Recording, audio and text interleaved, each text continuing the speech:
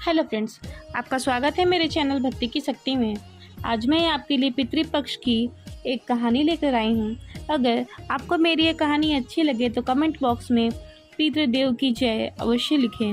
और अगर आप मेरे चैनल पर नए हैं और अभी तक आपने मेरे चैनल को सब्सक्राइब नहीं किया है तो प्लीज़ सब्सक्राइब कर लें और बेल आइकन पर प्रेस कर दें ताकि मेरे नए आने वाली वीडियो की नोटिफिकेशन आपको मिलती रहे। अश्विन कृष्ण प्रतिपदा से लेकर अमावस्या तक 15 दिन पितृपक्ष के होते हैं। पितृ यानी पिता होता है। इन 15 दिनों में लोग अपने पितरों को जल देते हैं तथा उनकी मृत्यु की तिथि पर तर्पण श्राद्ध करते हैं। माता पिता आदि पारिवारिक मनुष्यों की मृत्यु के पश्चात उनकी तृप्ति के लिए श्रद्धापूर्वक किए जाने वाले कर्म को पितृ श्राद्ध कहते हैं।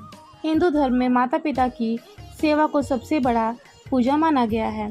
इसलिए हिंदू धर्म शास्त्रों में पितरों का उद्धार करने के लिए पुत्र की अनिवार्यता मानी गई है।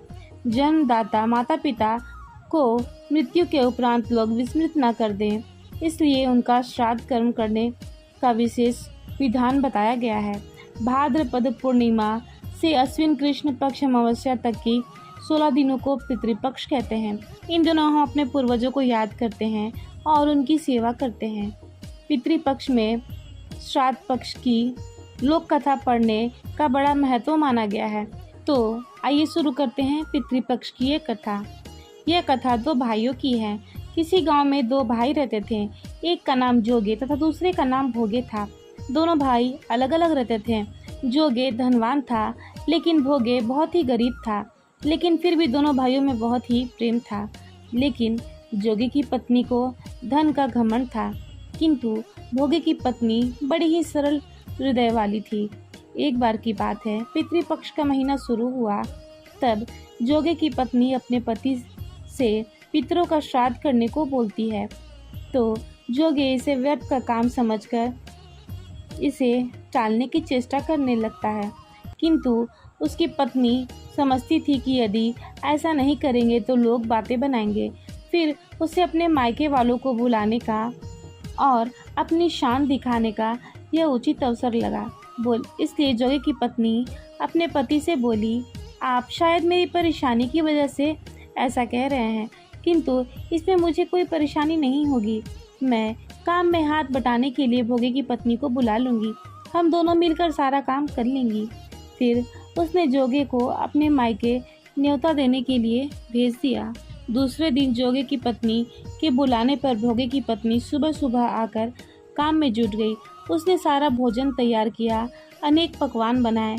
फिर सभी काम निपटाकर वह अपने घर चली गई। आखिर उसे भी तो पितरों का श्राद्ध तर्पण करना था।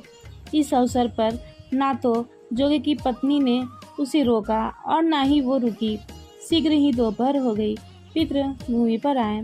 जोगे भोगे के पितृ पहले जोगे के घर गए तो उन्होंने देखा जोगे के ससुराल वाले वहाँ भोजन पर जुटे हुए हैं।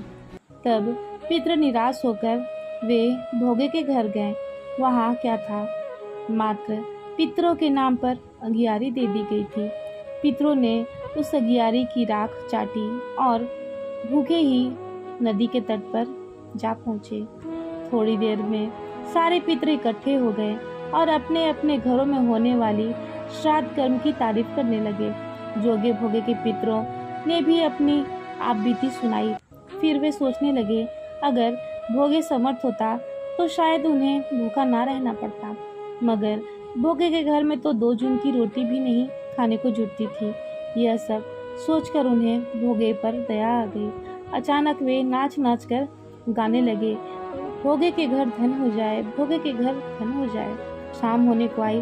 भोगे के बच्चों को कुछ भी खाने को नहीं मिला था, तो भोगे के बच्चों ने अपनी माँ से कहा, माँ हमें बहुत भूख लगी है, हमें खाना दे दो।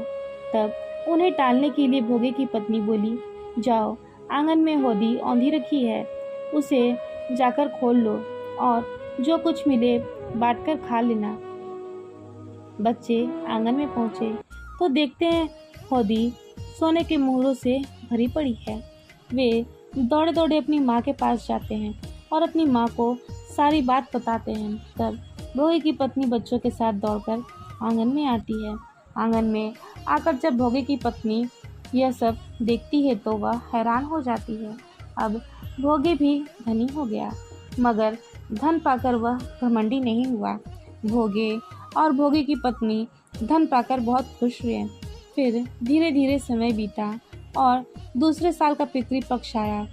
इस बार श्राद्ध के दिन भोगे की पत्नी ने 56 प्रकार के व्यंजन बनाए, ब्राह्मणों को बुलाकर श्राद्ध कर्म करवाया, भोजन कराई, दक्षिणा दी, जेठ जेठानी को सोने चांदी के बर्तनों में भोजन करवाई।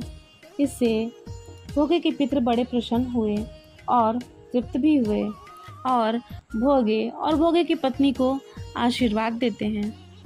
फिर भोगे और भोगे की पत्नी अपने परिवार के साथ खुशी खुशी अपना जीवन बिताने लगते हैं।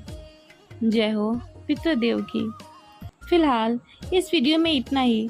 अगर आपको मेरी ये वीडियो अच्छी लगी हो तो मेरे वीडियो को लाइक करें और ज़्यादा से ज़्यादा शेयर करें और मेरे चैनल को सब्सक्राइब करना न भूलें। वीडियो में अंत तक बने रहने के लिए आपका धन्यवाद।